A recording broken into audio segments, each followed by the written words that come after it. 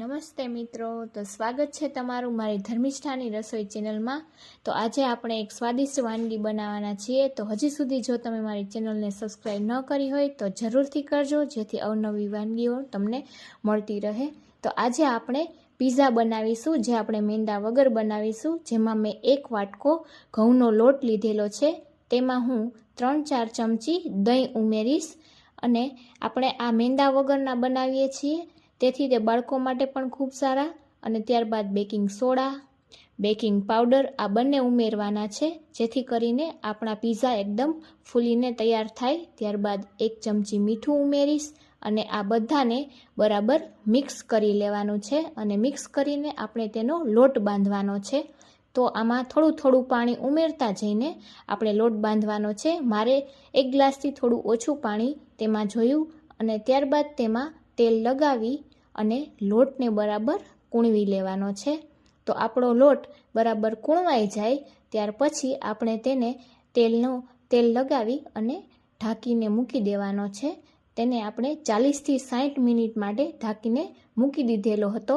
તો તમે જોઈ શકો છો આપણો લોટ તૈયાર થઈ ગયો છે।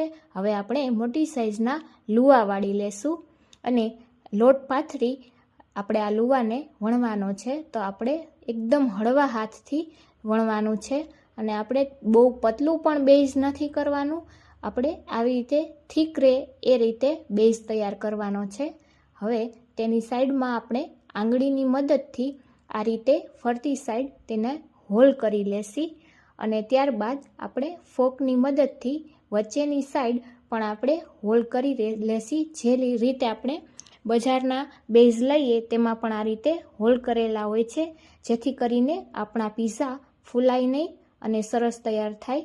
તો હવે આપણે તવાને ગરમ કરવા મૂકેલો હતો, તો જે સાઈડ આપણે હોલ કરેલા હતા તે સાઈડથી આપણે પહેલાં તેને ચડવા દઈશું। તો 3થી 4 સેકન્ડ માટે ચડવા દઈશું। તો જોઈ શકો છો કે તે ચડી ગયું છે।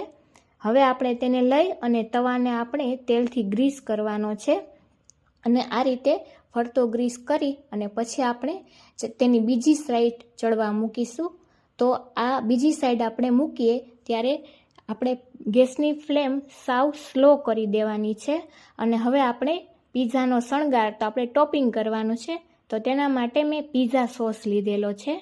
તો આ રીતે હળવા હાથેથી બધો આપણે પિઝા સોસ તેમાં લગાવી દઈશું। તમે આ જગ્યાએ શેઝવાન સોસ પણ ઉપયોગ કરી શકો છો।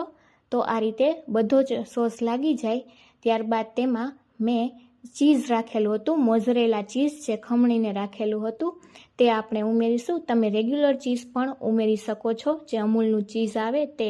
તો આ રીતે ફરતી સાઈડ આપણે તેને બરોબર પાથરી દઈશું। તો આ રીતે તમે પિઝા બનાવશો તો બાળકો માટે પણ ખૂબ જ સારા રહેશે અને જેમાં ઓવનની પણ કંઈ જરૂર નહીં પડે અને તવા પર એકદમ સરસ પિઝા બનશે। તો હવે આપણે ચીઝને બરોબર પાથરી લીધું છે, તેના પર હું થોડું મીઠું ઉમેરીશ।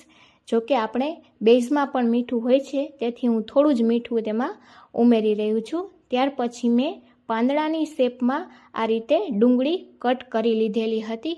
તો હવે આપણે એક પછી એક આ રીતે ડુંગળીને કટ કરીને મૂકીશું।